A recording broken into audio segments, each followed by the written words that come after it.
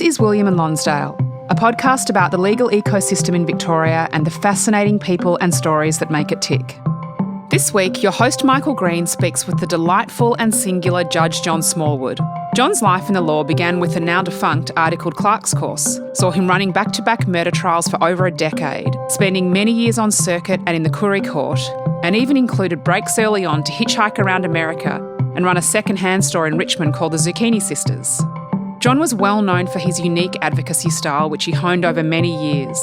But when he started out, it was observing some outstanding barristers that really opened his eyes to what was possible in a courtroom. And then I juniored Vernon, and I'd just never seen anything like it. I've been told what a great advocate he was, but to see Bobby Vernon talk to a jury was just his power of simile and stuff. It was just, and he moved around the courtroom, and he took over the room. You know, he's talking to the jury, and it was just fantastic. And what was happening was that the prosecutor, in those days, the Supreme Court had the chairs, but they had rollers on them. Right? They'd got rid of the benches, but there were chairs with rollers on. And he had the big. Anyway, Bob's talking to the jury, and I'd been told by another barrister, don't go anywhere near the bar table while he's addressing, right? Just stay away from him while he's addressing, right? He can do anything.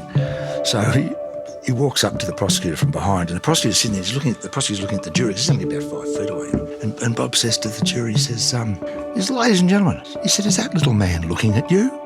And they all started nodding, you know. He said, is that little man making faces at you? And they all nodded at Bob. So Bob goes up. The prosecutor didn't know it was coming because he couldn't hear him coming. Carpet, you know. Gets his chair, throws the chair down the bar table with him sitting in it and yells, behind me, Satan.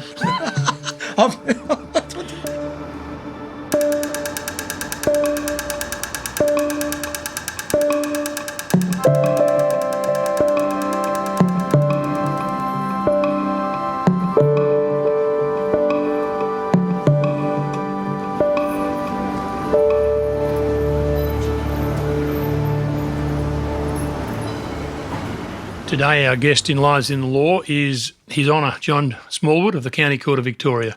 Welcome, John. Yeah, thanks, mate. John, you're a bush kid from the small town of Foster in Gippsland. Your dad was the local pharmacist and your mum worked in the pharmacy and did some school teaching. Sounds like an idyllic childhood. Yeah, it was, sort of.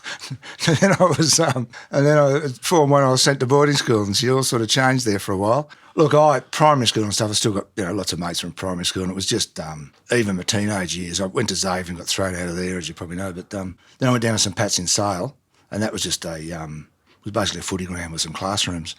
So I just spent till I was 18, just did nothing but play cricket and footy, and it was great. Well, it was good. It's not a bad childhood, is it? No. Yeah, a boy in Victoria at that time to be able to play cricket and footy all the time. Now, when you finished secondary school at St Pat's in Ballarat there. Sale, mate. Oh, St Pat's Sale. Oh, yeah, no, the Christian brothers never got at me. Oh, it's the Morris brothers, yeah. Morris brothers, yeah. Yeah, okay, right, apologies. You didn't get into uni. No. But you did the Articled Clerks course at RMIT. Now, as someone who did law at university, I thought the Articled Clerks course was a far better preparation for legal practice than university, and I think it's a real pity that it no longer exists. Can you tell us about the course? Yeah, it was difficult. My recollection is that there were 120 of us started in the first year and it went for 5 years, and I think 13 of us finished within that time frame. Now, a number transferred to Monash during it, but what you did was you had you worked at the office from 9 to 5, then you had your lecture starting at 6 o'clock in the morning, shoots at 7 o'clock at night, nearly all from barristers, so the standard of teaching was fantastic. It was all practical. So it was pretty hard. In retrospect, I got married very early, and I reckon if I hadn't been married, I wouldn't have got through it. It was just that stability. And we also, of course, teamed up so that one person would go to a lecture and take really copious notes just because you just couldn't do it. But I've got no doubt that I walked out of that basically with the experience of a 50-year solicitor. And that's what I thought when I was an articled clerk, and there were guys who, I'd spent 4 years at university and then a year of articles. They spent 5 years doing the articled clerks course. They were light years ahead of me in terms of being competent practitioners. Yeah, but I was dealing with clients at 19 years old, and a breach of promise action. I was only 19. You had to sort of pretend you had some qualifications. In looking through your time at RMIT doing the Articled Clerks course, according to my memory, one of your lecturers, a practising barrister, finished up a High Court judge, Darryl Dawson. Yeah. Another one finished up a federal court judge, Edward Woodward, Yep. and Hartley Hanson on the Supreme Court. Now, I mean, they're just three that... Oh, yeah, Jeff Byrne. Supreme Court? Yeah. County Court. County Court. I can't think as I sit here, but there are a bunch of them, yeah. So you had outstanding... And the teaching was all practical. It wasn't too theoretical. No, it wasn't too theoretical. It was very practical. Like, I mean, when we did, actually, you'll appreciate this. When we did, Magistrates Court crime, we got Ray Dunn. And that was an education. Now, we should say Ray Dunn was the president of the football club at which I played football. And Ray Dunn used to stack the Richmond Magistrates Court. Whenever a Richmond footballer was charged, there'd be 9 JPs that all turn up and outvote the magistrate. Now, you get admitted, I think, in 1976. So you've done the Articled Clerks course. You've been in the profession for 5 years. Yep. And you take off for 12 months. Yep. Hitchhiking around the US with your wife. Yep. A gap year. You're ahead of your time, actually, John, in having a gap year back then. Oh, I'd had enough. I guess it looks at that way it is. I got some money from being pranged up in a car accident. Instead of using it as a deposit on a house, let's just go to America. You know, cost free, so we just hitchhiked. Packed a couple of. Before we got to America, I went and watched a test match at Lord's, and then we just went and just wandered around the States for 8, 9, 10 months. And you enjoyed it? Yeah, it was fascinating. Just getting picked up by people. I reckon we would have spent in the whole 11 months maybe 10 nights in paid accommodation. The rest was, when we camped one night, the rest was in people's houses. If we start, you hitchhike in Georgia and they're taking you home. Yeah. Just such generous people. That's what's so sad when you see what's happening there at the moment. But because the country people are just so generous. And I loved it, yeah. I had hair down to my waist and you wouldn't believe me. I would believe it, actually. I'd absolutely believe it. Now, you come back. Yep. You join a small firm in Beaumaris, I think maybe a sole practitioner in Beaumaris. Yep, Adrian Mackay. And you do injuries law. Yep. And a bit of everything that moved. But you got sick of it after a few years, and so you and your wife opened a second-hand store in Richmond. Yep. What was it called? Zucchini Sisters. Why did you call it the Zucchini Sisters? Because she originally was going to do a gardening business with another girl that she knew, and they were going to call themselves the Zucchini Sisters. So the name was registered. So once it was registered, we just thought we'd decide to do it. And then it was like more of a junk shop than a second-hand shop. But the beauty of it was that the sign Zucchini Sisters, we get up, there'd be donations left at the door. They thought we were nuns, I think. So for a while there, we got donations. But yeah, it wasn't so much getting sick of it. My first child was born. And I just wanted to co-parent. And after when she was very little, we just thought, this is not on. What can we do together so we can? So that's what we decided to do. Plus, both of us I'm an inveterate collector. Yeah, so that was why we did that. We were there for a few years. And did it work out? I mean, commercially? I don't know. The books were fantasy. Look, it was hand to mouth. But yeah, look, we survived, you know. And after a year or so, I realised this can't go on forever. So I started teaching up at the RMIT. So I was teaching legal studies to... in the Articled Clerks course? No, I didn't do that. No, I was teaching year 12 and they do it through TAFE. Oh, yeah. So I was teaching legal studies to... and I had a bunch of blokes that worked for the railways, actually, who used to come up and do legal... And they were fantastic. They were good. So yeah, I did that, and that made enough money to sort of make sure the rent got paid. Lives in the Law is proudly sponsored by City Maps Illustrated. Their recent publication, The Melbourne Map, is a celebration of our wonderful city. This stunning hand-drawn illustration, which took more than 3 years to create, is available as an art print, jigsaw puzzle and calendar. The perfect acquisition for your home, office or corporate gifting. More information can be found on their website, themelbournemap.com.au. So, John, after quite a circuitous route, you become a barrister in 1985. You lucked out with a very good mentor, Colin Hillman. Yep. When I was doing the Articled Clerks course, Colin had been my tutor in evidence and also property, and I just felt there was somebody for some reason or other I could communicate with.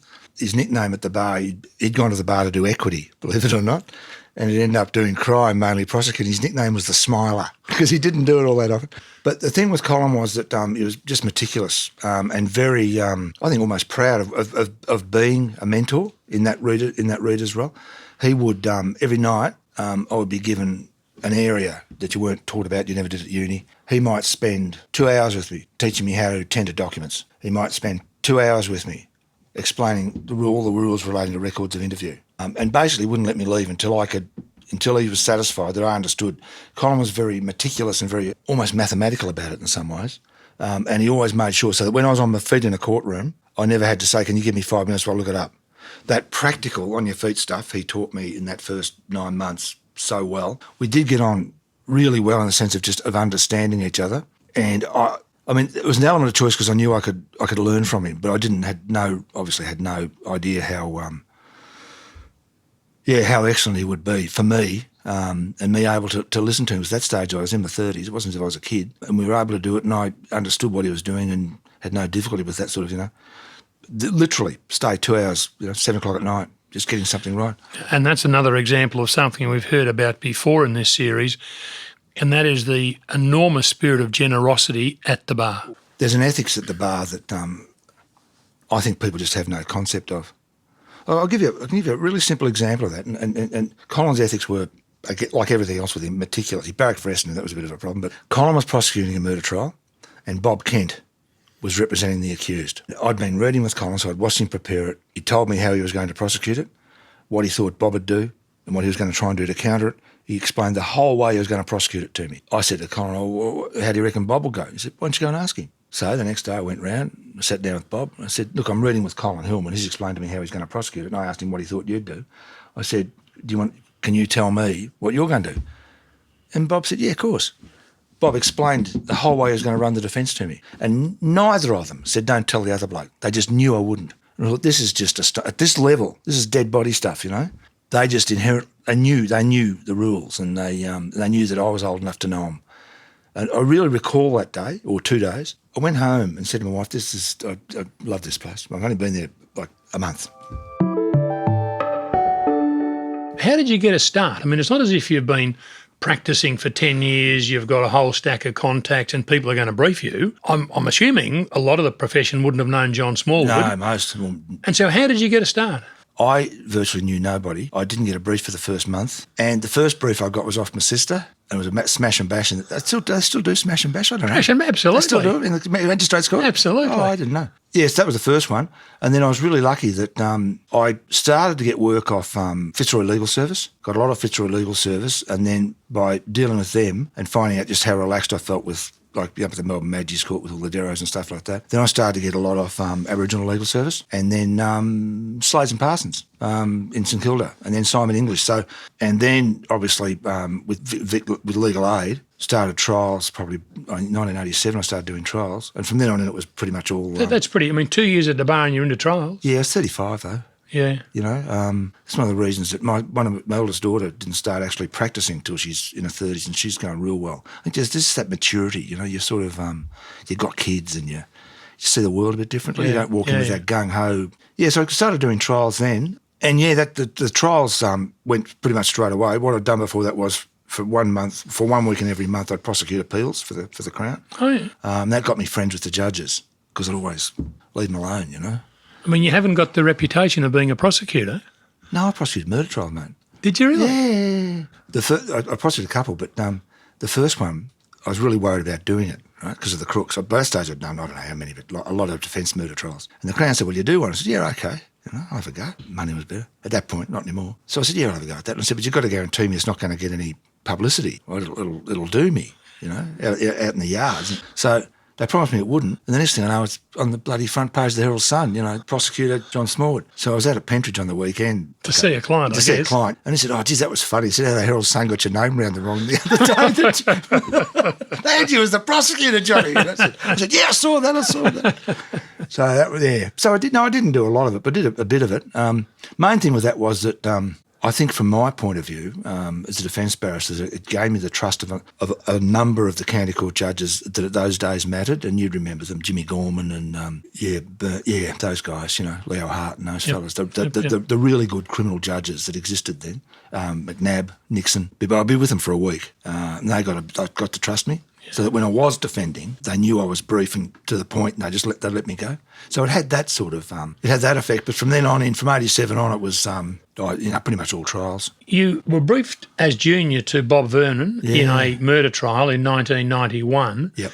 And you said it really opened your eyes to what could be done in a courtroom. I'd done trials, and I'd always been fairly, not limited is not the right word, but straight in terms of how I went about it. And with juries, I just thought I like talking to juries, just like having a beer in a pub, Sometimes I used to start my final addresses with, look, Mr. Tipstaff, go and get us 13 beers this time. Me and the jury had had a yarn about all this, and then I'd go and a shandy for the prosecutor. In the end, I was doing that sort of stuff. But the first year, I was pretty dead straight with it. Like I never wrote an address out or anything, but I was straight with what I said to them. And then I juniored Vernon, and I'd just never seen anything like it. I've been told what a great advocate he was, but to see Bobby Vernon talk to a jury was just his power of simile and stuff. It was just, and he moved around the courtroom, and he took over the room. And I remember I was told that Frank Galbraith used to do a very similar thing, that Frank could just take the room over, just sheer force of personality. So I was talking to Frank Vincent about it. I watched Frank do a few trials too, and he wasn't too bad, let me tell you. Vernon in that trial was just astonishing. I had to cross-examine every witness, right? And it was Bernie Barn was instructing me. And I was terrified Bob wasn't even going to do the final address. Because at that stage, I think he was living on his boat, the not guilty or something. I can't remember what he was up to, but he's talking to the jury, and it was just fantastic. And what was happening was that the prosecutor, in those days, the Supreme Court had the chairs, but they had rollers on them. Right? They'd got rid of the benches, but there were chairs with rollers on them. He had the big. Bob's talking to the jury, and I'd been told by another barrister, don't go anywhere near the bar table while he's addressing. Right, just stay away from him while he's addressing. Right, he can do anything. So he walks up to the prosecutor from behind, and the prosecutor's sitting there, the prosecutor's looking at the jury, 'cause he's only about 5 feet away. And Bob says to the jury, he says, ladies and gentlemen, he said, is that little man looking at you? And they all started nodding, He said, is that little man making faces at you? And they all nodded at Bob. So Bob goes up. The prosecutor didn't know it was coming because he couldn't hear him coming. Carpet, Gets his chair, throws the chair down the bar table with him sitting in it and yells, behind me, Satan. This is crazy stuff, Can I just clarify? I just love that sort of stuff. Would an experienced judge have allowed him to do that sort of thing? I think an experienced judge would have known Bob too well to try and stop him. See, Vernon, the Supreme Court judges who at that stage had only just started to come from crime. I'm pretty sure Frank Vincent was the first Supreme Court judge with a criminal background. Might be pretty close. Might be wrong about that. No, I think you might be wrong. Then you had him and Johnny Coldry, Phil Cummins. They were the first with criminal backgrounds, and they all knew Vernon. They all enjoyed him. So a middle range judge might have tried to stop him and copped it. And Bob would say things to a jury like he said, "Look, this is one of the victims' witnesses, or his mates, had priors for hitting coppers, and he had a prior for fighting with a Maori bouncer, right?" And the bouncer had given evidence that night about how he'd thrown him out and all this sort of stuff, And it's just his power of analogy. Bob said to the jury, he said, listen, he said, you see, he fought that young Maori fella. He said, you see the size of that Maori? Size of a suburb, size of Alstonwick. I think it was watching the reaction that Bob got just encouraged me that you can do that, and you can really, I really got that. The clinical aspect of it I got from watching Vincent. He was just so precise. Did you change your style of advocacy after seeing Bob Vernon? I don't know that I had a style at that point. Liz, my wife, at that stage, she used to, one day she was expecting me to start playing the jury a gumleaf, So I put the foot up and, I'd do that. I used to smoke, and I had a pack of Champion Ruby sticking out of my bar jacket, that type of stuff. So I'd play up the Aussie bit. But that was the one where I realised that you can really, no matter how bad it is, you can really engage. So it wasn't so much a change of style, it was just more being game enough to do a final address as if I was talking to someone in a pub. And that was what I tried to do. And you can't take somebody else's style. Now, you haven't shaved in 45 years from the day you admitted. You've got a marked similarity to Ned Kelly. Used to have.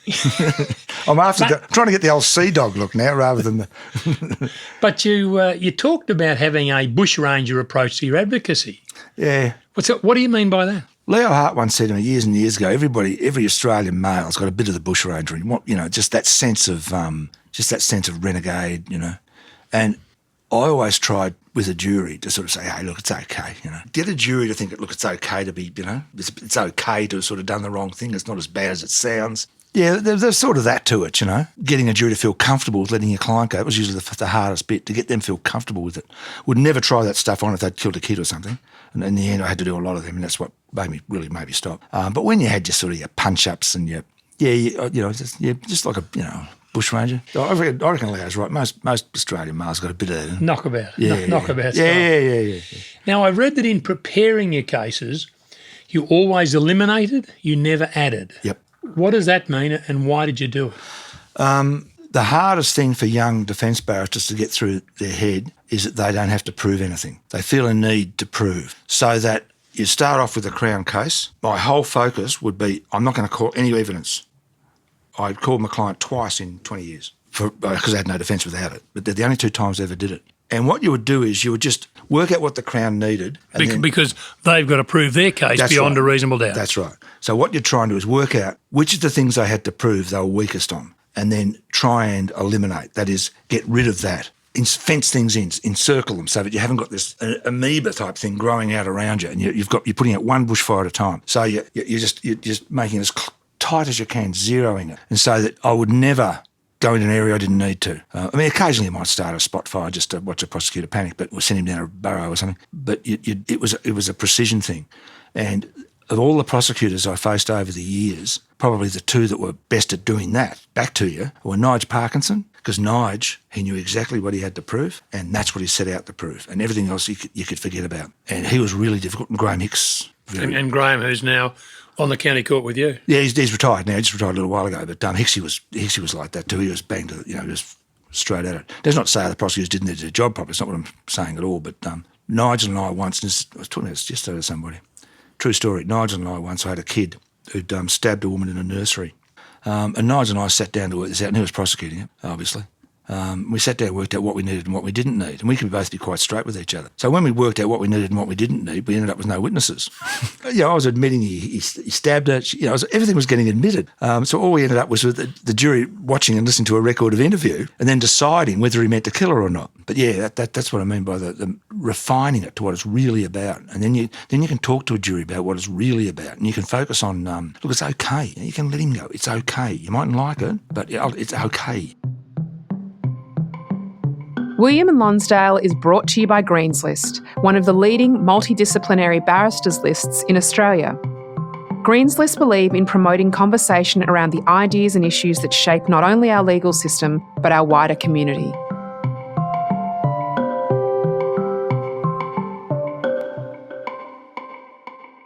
John, for over a decade, you did what is called back-to-back murder trials. Pretty much, yeah. That is, after finishing one trial, you'd immediately start another trial, having been preparing the latter trial while running the former trial. Yeah.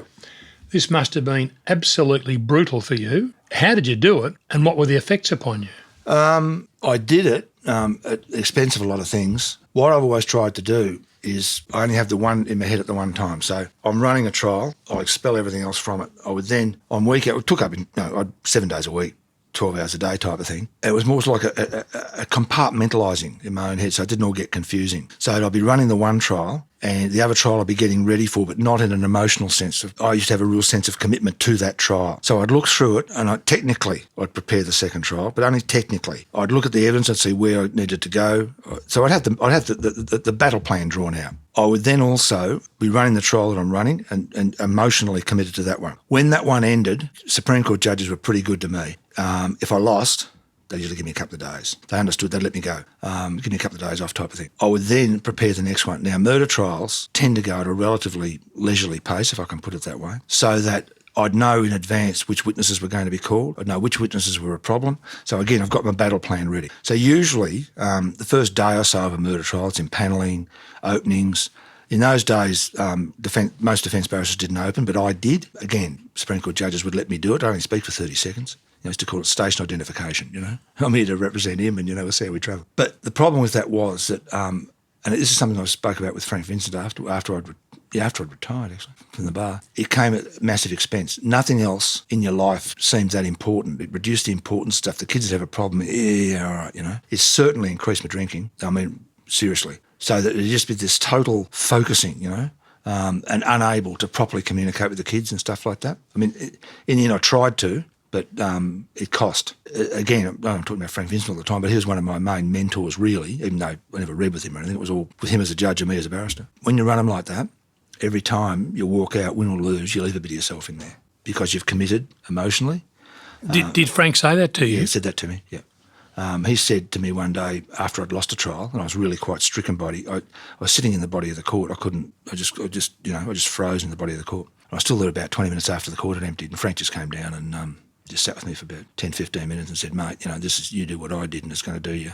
And that's what he was saying, that it just it just takes a bit out of you. And once you've done it dozens of times, there's a lot gone. And you don't get it back, and it's sort of like it's tiring. So Freddie said to me one day up in the Restaurant Club that get out of there by the time you're 50, boy, no one lives. Anyone who's doing murder trials, into their 50s doesn't make the distance.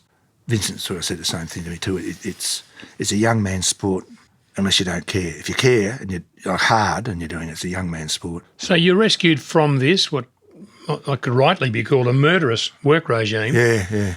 By a call from the then Attorney-General, Rob Hulls, offering you a spot on the county court. Yep. Was that why you accepted? Because you thought there was no more petrol left in the tank? Yeah.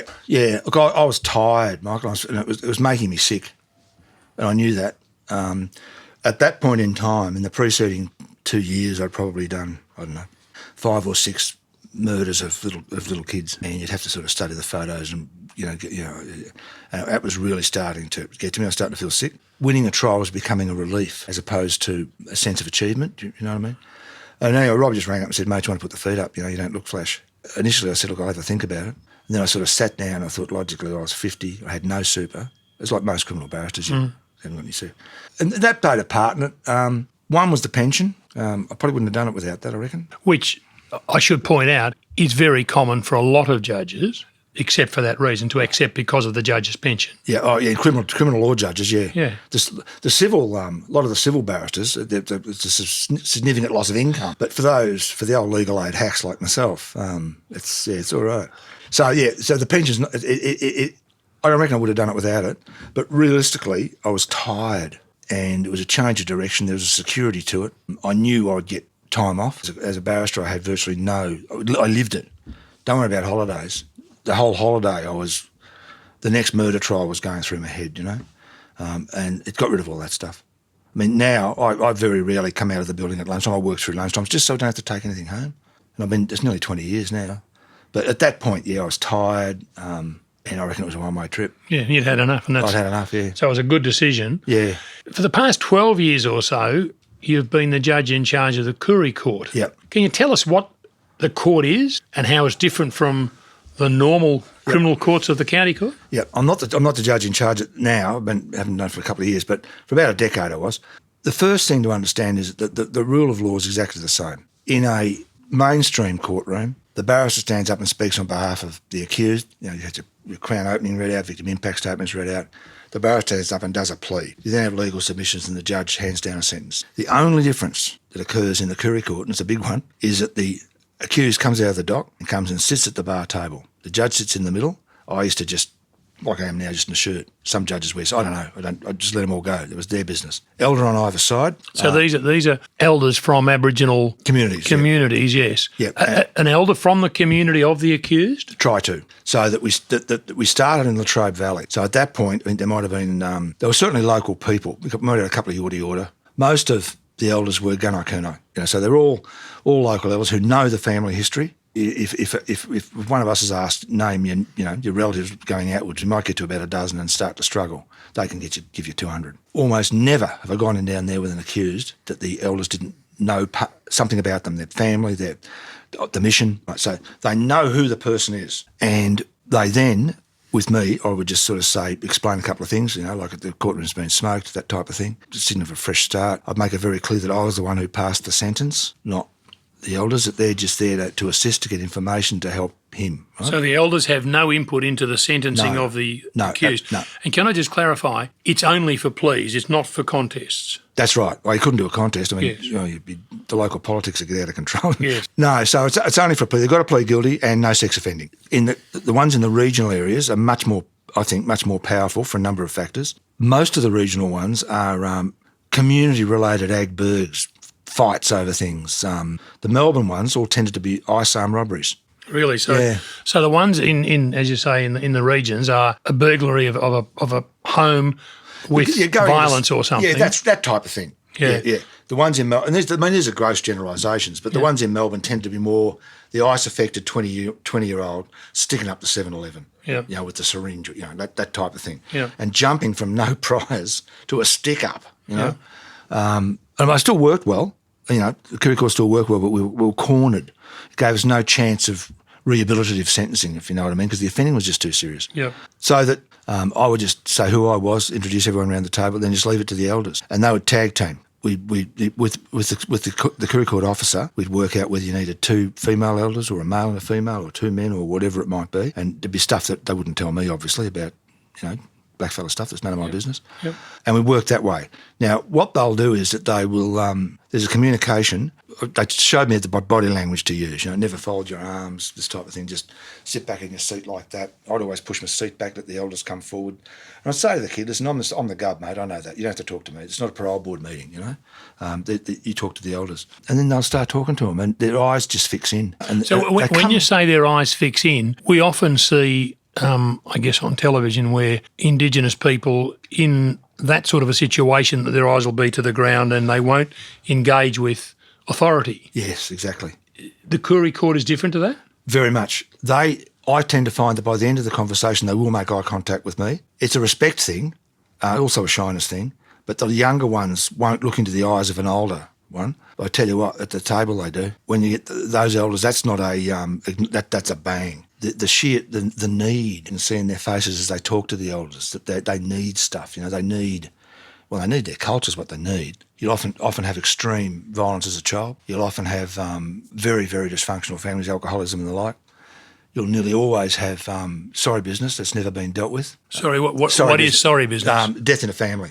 Yes. Death of people that never gets dealt with. See, one of the big things for a blackfella is if you're in jail and you can't get to the funeral, there's really quite massive depression because of stuff like that. So a lot of undealt with sorry business. Sometimes the kid will come in all cocky, come to Koori Court because you get a lesser sentence. Well, you don't. I reckon the first few years we were giving heavier sentences because we were so paranoid about, what people would perceive of it. Subconsciously we're giving them too much, I reckon. They'll come in cocky as you like, and then within half an hour, within 10 minutes, they're in tears. As it starts to come out to somebody they know loves and trusts them. What then occurs is they'll go through the whole process with him. Why is this? And again, you get the sorry business, the alcohol, the drugs. They'll, got to get a job. And that conversation can take anywhere between, in my courts, I've sat there for 2 hours doing that, just listening to the elders and saying how they don't want to be, about death rates and you're going to die and what do you want, but trying to get them to take acceptance. Like I know Lordy, one of the things he'll do is if we've got a kid there that's been using ice, I've got a bunch of photos of ice addicts with their teeth, especially the girls, teeth out and that sort of stuff. Lordy will make them sit there with the photos of ice addicts in front of them. If it's a belting, he'll make them sit there with the photos of the victim in front of them for the whole hour and a half. How'd you like that if that was done to your brother, or how'd you just really make them accept personal responsibility for what they've done. That's the first thing. Once they do that, it's then the cultural, you'll feel better if. Yeah, so that's what happens, right? And at the end of that conversation, I will then usually, if they've done well, I'll say, I know how hard that is for you to do this in front of a white fella and everything else. And now I go back up there and we work out what we're going to do with you and just reinforce that the sentence I'm about to hand down, because the county court, I'm giving 3s and 4s and 5s, is from me, not them. So that finishes. I go back up on the bench. It's like a normal case again. What interests me out of that... a bit long-winded, sorry. But No, John. That's how it works, yeah. But then those that accused person gets sentenced to a whitefella jail. Yeah, but you now have most of them seem to get sent to Fulham. Fulham has a Koori unit that is properly resourced. We've had some fantastic turnarounds in Koori Court. Blokes I was certain would be dead within 12 months who've working. And the first 60 we did, right, after 2 years, one had reoffended, and that was a drinking in the street in Bairnsdale. But yeah, that's what it's about. John, one of the criticisms I think of the Koori Court is that it creates one law for blackfellas and one law for whitefellas. Yeah, and that's not right. That's just totally wrong. The law that's applied and the sentencing principles that are applied are exactly the same. What it is not many Aboriginals are going to tell a white barrister their story. They aren't going to do it. They might if they trust them. That's going to take a long time. But they can tell their story to the elders. So you actually get the truth. And you also get a greater confidence in the now we know that it really improves their chances of rehabilitation. And that's all it is. We get more information.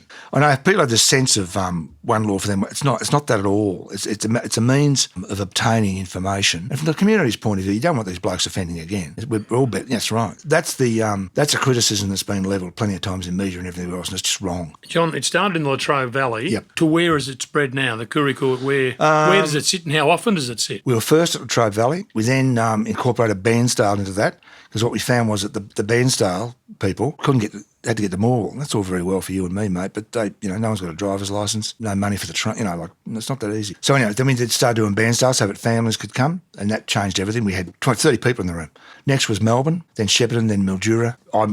I'd already given away as chief judge, and then after that was Warrnambool. So that's the extent of it. It's better if you can do it on their own country and have their own elders. So in Milduraanship, the elders are going to, same thing as the Gunai. The elders are going to know who they are and what their families are. You know? That really makes a difference. The rate of, and each of those groups has one or two seriously powerful elders. They're all good at it, but some of them are just astonishing. You've said that of all the crooks you've dealt with over the years, Indigenous people best understand the impact of what they have done. Yep. Why is that? They're able to relate it to their own family circumstances. I always get the prosecutor to read the victim impact statement to them. Not sitting in the dock where they can stare at the floor, but from 3 feet away, 1.6 metres away like we are. I get them to read it and the impact on them. They never shake their head in disbelief like some of these galahs down the back do. They cry, they apologise, they know effect. They have seen their family victims of this sort of thing. They are more prepared to take on personal responsibility. They will often start off trying to blame the drugs. The elders break that down in about 10 seconds. And a lot of records of interview, would have only done it because of this, and the psychologist, this, that, you know. The Kooris, we keep using that expression, but I'm sure there's no different throughout Australia. They are much more able to accept that personal responsibility for what they've done and to understand how it affects the person they did it to. They've had it done to them, they've had it done to their family, and they are ashamed that they've done it to someone else. And it doesn't matter whether they've done it to a black fella or a white fella? No, they and it's the first place the elders always go. As soon as the conversation, not always, but most of the time it's the first place the elders go. How would you like it if this was done to your brother? How would you like this if this was done to your mother, your father? How would you like it if came home and all your property was gone? And bang, it's like literally 30 seconds and they're in. Now, John, what about you? What keeps you motivated? How come you're still going as a judge 20 years later? And you've gone past one of the retirement dates, I think. Oh, you've got to go next year. Up until the last 12 months is strange. We won't even talk about that, obviously. The main thing that kept me going up until then was Koori Court. I was going to retire about maybe 5 years ago, when I could have at 65. I was at a point where a lot of the judges I'd never met, didn't know who they were. They were not my peers at almost all. I think Duncan Allen might have been the last of my true peers in that sense. And then been some great appointments the last 10 years, I reckon. Then there were a whole bunch of appointments of people who I had been a barrister when they were very much junior, or they were young solicitors, who then became judges. And all of a sudden, I had a peer group back who would come and talk to me, come and discuss a sentence with me. And it's good for them to have the older judge there, you know, when the press go them or the Court of Appeal go them. And that makes me feel useful. It's like in Thomas the Tank, you know, when he's done really well, they put him he's allowed to sleep in the useful engine shed. Yeah, so that was the Koori Court, kept me going. And then the last probably 2 or 3 years since I haven't been there, has been circuit. Been able to do my Koori Court on circuit, know all the elders, got all my mates. Like up Mildura last year before, they sent the message, Judge, you know, we're going to do a wallaby down the riverbank, you know, bake a wallaby down the riverbank in the coals, you want to come down for tea, you know. So I thought, geez, that's, you know, they trust me, you know, that's all right.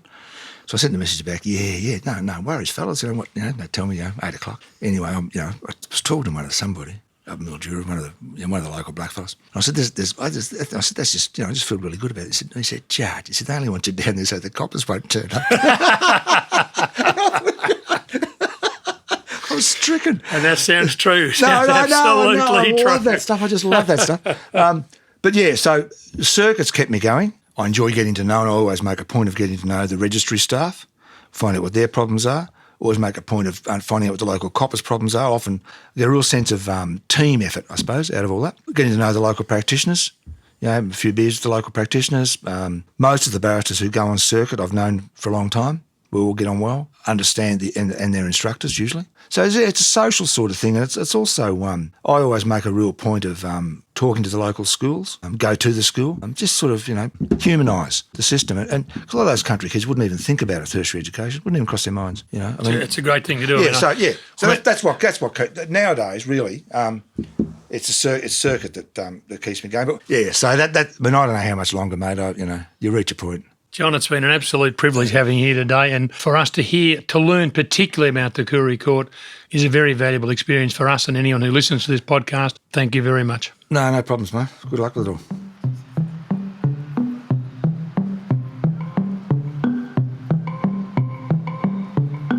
Show notes from today's episode can be found at greenslist.com.au/podcast. There you'll find links to things talked about in this episode, a transcript of the show, and some wonderful photos of our guests.